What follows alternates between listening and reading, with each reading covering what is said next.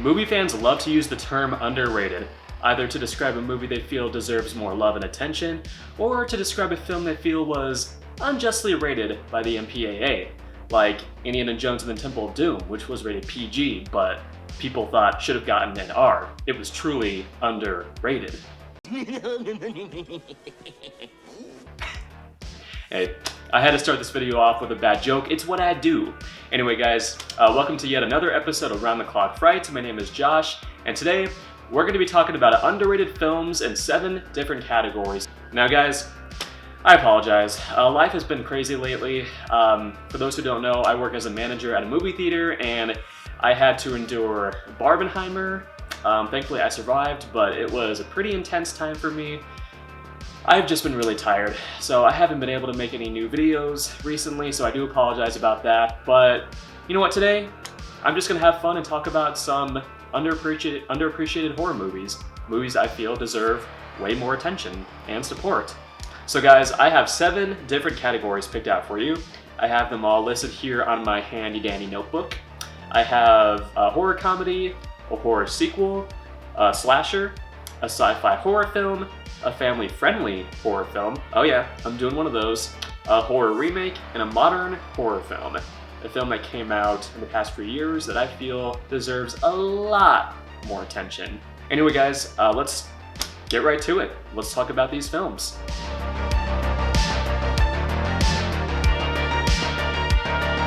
An underrated horror comedy, Behind the Mask, The Rise of Leslie Vernon.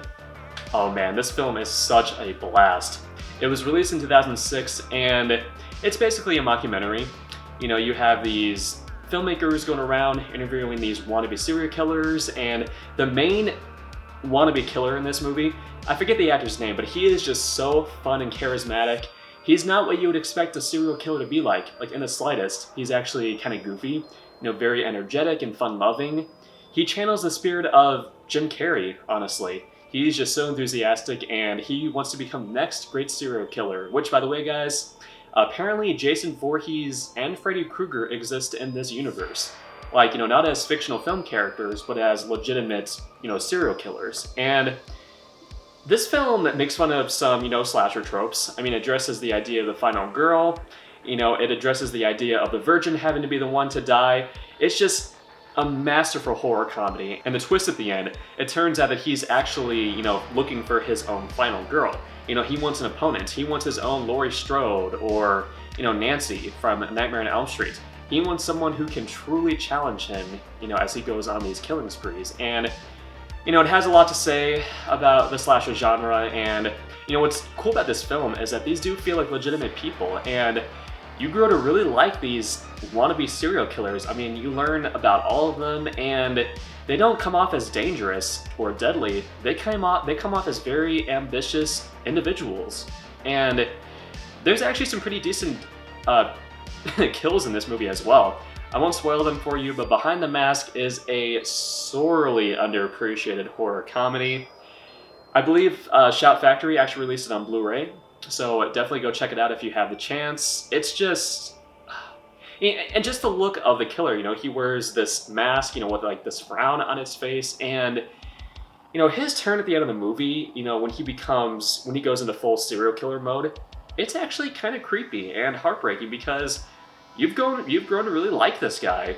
So to see him become this mute, dangerous killer, it's kind of sad. But yeah, guys, definitely check this one out. It's a blast. An underrated horror sequel, Psycho 2. For those who don't know, Norman Bates is my favorite movie character of all time. Not just in the horror genre, he is my all-time favorite horror movie character. Alfred Hitchcock, Alfred Hitchcock, did something truly unexpected with the character of Norman Bates. You know, Anthony Perkins wasn't your typical, you know, movie villain. You know, he was this supposedly wholesome, you know, down-to-earth guy, a little bit socially awkward, but still a nice person overall, and you wouldn't expect him to commit these terrible things. That's what the first Psycho was all about. But he wasn't in the entire movie. He actually doesn't appear until, I believe, a half hour into it. Psycho 2 is wholly about Norman Bates. Basically, he's been released from prison. You know, he is supposedly sane now. The sister from the first movie, still played by Vera Miles, by the way, reprising her role as, the Crane sister. She doesn't believe that Norman deserves to be released because he murdered her sister, so, she still holds a grudge against him. And the entire movie is basically her trying to prove that he is still, insane and is out for blood. And again, you just feel so sorry for Norman Bates in this sequel because he just wants to lead a normal life now. He doesn't want to kill any more people, and he has convinced himself that Mother was, a figment of his imagination or, a creation of his own mind. And one thing that does bother me about this film is that it was released at a time where you had all of these gory, over-the-top slasher flicks coming out. So the producers decided to add in some really unnecessary kill scenes. There's this one really random scene where a couple of teenagers sneak into the old Bates house to have sex. They break into the cellar to screw around, and it definitely feels like a last-minute addition because, most of the film is a compelling character study, but then you'll have stupid bits like that. But, there's not too many of them. There's also a very cool death scene involving Vera Miles, where she basically has a butcher knife shoved into her mouth, and the effect is actually pretty well done. And yeah, Psycho 2, it doesn't get enough love. It was written, I believe, by Tom Holland, who himself is a huge Hitchcock fan, and he did a commendable job making a Psycho sequel. Nobody asked for this film, but it actually turned out surprisingly well. It's nowhere near as awful as Psycho 3, or the atrocious 1998 remake directed by Gus Van Sant, starring Vince Vaughn as Norman Bates, which we won't talk about here because that film is complete doo-doo. But yes, Psycho 2, underrated horror sequel. I really enjoy it. An underrated family-friendly horror film, 2023's Haunted Mansion. So, I was not expecting much from this film. As mentioned, I work as a manager at a movie theater. One of my jobs is to do auditorium checks. I'll literally walk in and just make sure that the audiences are, behaving themselves. And I saw clips from this movie, and it looked fun. It looked like a spooky good time. So I went in with low expectations, and I just have to say, this was actually a pretty enjoyable, family-friendly horror film. It's a Disney horror film, so don't expect, James Wan-style jump scares, but it reminds me of some of those, family-friendly horror flicks that came out in the 90s, films like Hocus Pocus and Casper, which weren't loved by critics by any stretch of the imagination, but kids and families really latched onto them because who doesn't enjoy a good family-friendly horror film? Critics can be especially hard on them, I feel. Unless you're releasing something like Coraline or Paranorman, films that are truly innovative. I just think the critics were too hard on this film. I mean, Owen Wilson is Owen Wilson, wow, Owen Wilson with ghosts, kind of reminds me of The Haunting remake, another ghost film that he was in. Although this film is so much better than The Haunting remake. He plays this unconventional priest, and there's actually some surprisingly potent themes in this movie. It talks a lot about grief, losing a loved one. Lakeith Stanfield's character lost a wife, and he is still mourning over her loss, and you really grow to sympathize with his character, and there's some legitimately well-conceived jokes in this film. I mean, you saw it in the trailer, there's a scene where Lakeith Stanfield and the great Danny DeVito go to the police station to describe, what they've seen at this house, and they're describing what this ghost looks like, and the police officer draws it, flawlessly. And they're like, wow, did you just draw that? That's actually some really good comedy. There's a scene at the beginning where, Rosario Dawson, aka Ahsoka Tano, moves in with her young boy, and, he's starting to see these creepy things inside the mansion, and at first she doesn't believe him, but then she sees, a knight, or a suit of armor moving by itself, and she's like, okay, we're out of here. Haunted Mansion, it has a 38% of Rotten Tomatoes? I mean, come on. It's fun. Especially for kids. I think they'll grow to appreciate this film, much like films like Casper and Hocus Pocus. So, yeah, give it a watch. It's not doing well at the box office. It'll be on Disney Plus soon. It should have been released in October, admittedly, but check it out. You know, especially if you're looking for a fun family movie night, put this one on. An underrated sci-fi horror film, Underwater. No Twilight jokes here.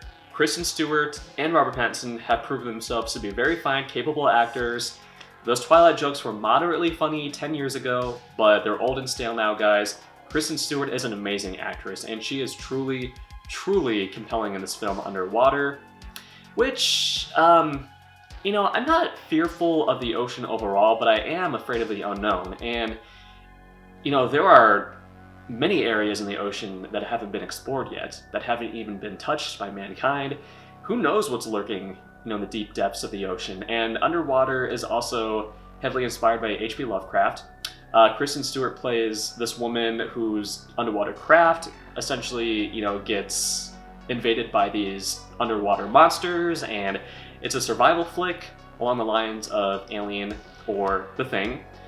And it does wear its inspirations on its sleeve. You know, there are homages to stuff like Alien, but the thing that makes this unique is its ultimate monster reveal. I mentioned that this was inspired by H.P. Lovecraft, and before I reveal who the monster is, I just have to say, just the idea of encountering something enormous and scary looking in the ocean, you know, just something that appears, you know, out of the dark abyss, it really frightens me. As you can tell, my voice is trembling just thinking about it. So the monster in this film turns out to be none other than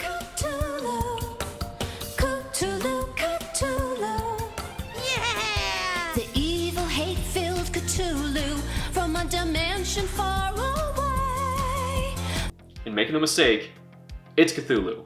The director himself, you know, confirmed this, that it is indeed Cthulhu. It's not a lookalike, it is H.P. Lovecraft's Cthulhu, one of the most feared fictional monsters of all time. And yeah, they definitely do him justice here because his design is amazing, and you know, you just see him lurking in the depths of the ocean, and it's very creepy and unnerving, and this film is tense and atmospheric, and it came out in 2020, so of course it didn't do too well given the, you know, state of the world at that point, but it's honestly a fun survival flick, and Kristen Stewart, as I mentioned, gives a very compelling, you know, sympathetic performance.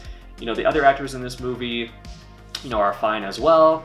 If you do have a fear of the ocean, this movie is not going to do you any favors.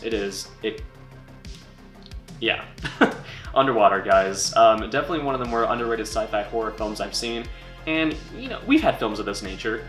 You know, monster flicks that take place in the ocean or, you know, underwater. 1989's Leviathan, which I believe had James Spader in it. I might be wrong.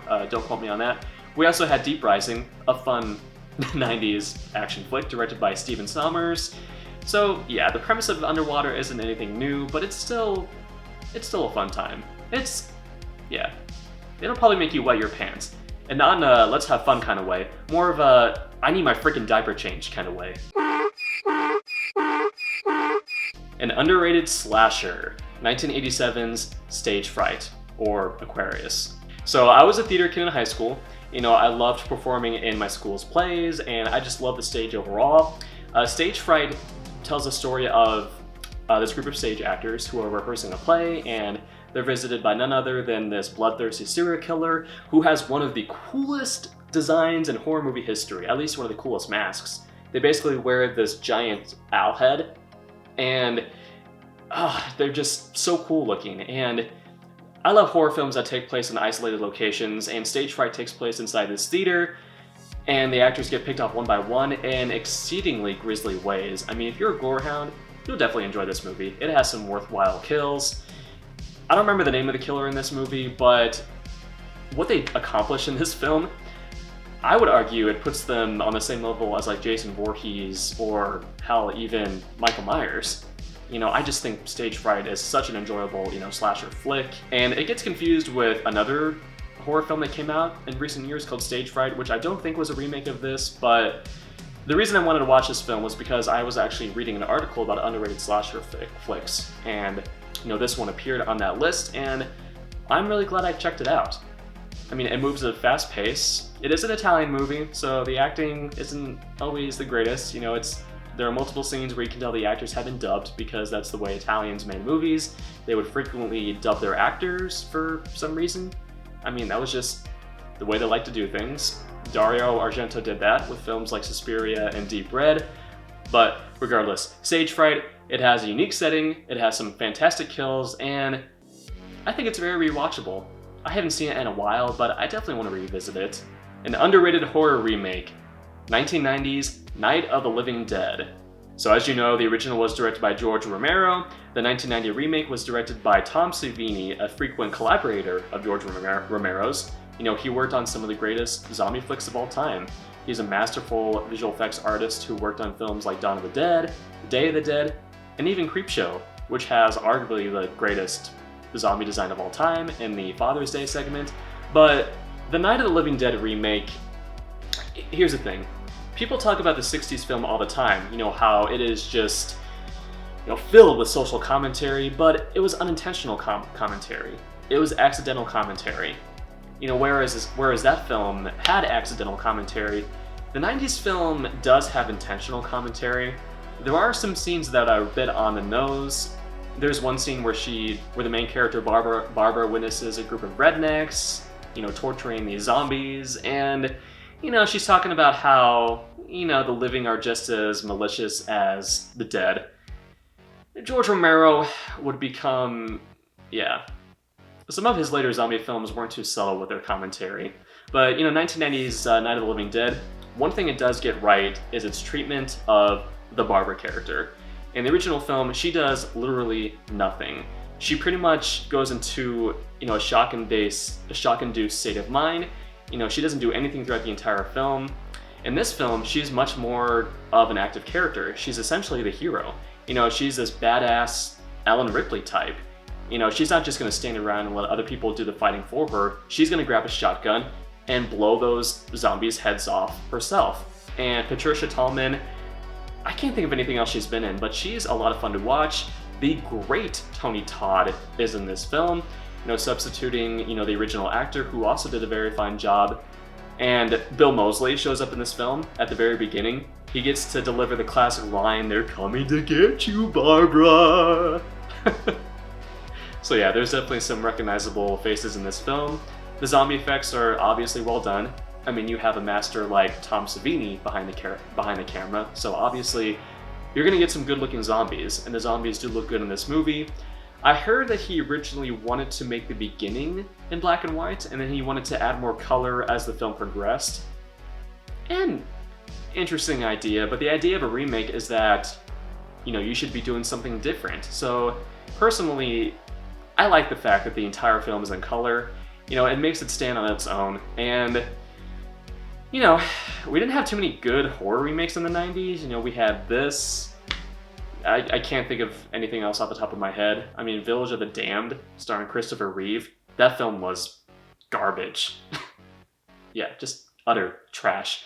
But Night of the Living Dead, we've had countless zombie flicks over the years, but this one does stand out. It's worth checking out. It's a fun zombie film, and you know, George Romero was still involved with this project, and he is credited as a screenwriter, but I think it's because the script here is very similar to the one he wrote in the 60s. So I believe that's the reason why he was credited as one of the screenwriters. So yeah, Night of the Living Dead, 1990. One of the better horror remakes that's been released. It won't leave you feeling dead inside, that's for sure. Finally, an underrated modern horror film, Haunt. Surprisingly, we don't have a lot of horror films that take place on the night of Halloween. You know, we have the obvious staples, Halloween, Trick or Treat. 2022, there was a Spirit Halloween movie, but Haunt is from the makers of A Quiet Place, at least the writers. And the idea of this movie is that you have these people who, you know, like to go to these extreme haunts, you know, these haunted houses, and they go to this one out in the wilderness that promises to be really intense and really exciting, and they go in and get much more than they bargained for because, you know, even when they initially go in there, they see someone getting brutally killed. The villains in this movie, you know, all wear different masks because they're hiding some very grotesque features underneath, and In this first kill sequence, you have a killer who is wearing this witch costume, and they stab this woman with, I believe, like an iron poke, and the characters don't know what to think of it. You know, is this an act? Is this real life? But the film just gets more and more grisly and intense. You know, there's some twists and turns. At one point, one of the villains offers to help the main characters, but you're not entirely trusting of them. And I'm a sucker for horror films that take place in like haunted houses and carnivals. Terrifier 2 is an example of that. You know, the entire climax of that film takes place in this rundown haunted house. This isn't a rundown haunted house, but I just love the set design. I mean, it just looks so cool. It looks like a place I would actually want to visit on Halloween. You know, hopefully I wouldn't get murdered or anything like that, but I enjoy myself a good haunt, which, by the way, if you live in the Arizona area, definitely check out Fear Farm. It is worth your time. You'll have a blast. The actors there, you can tell they're just having a lot of fun, you know, in their roles, and yeah, Fear Farm.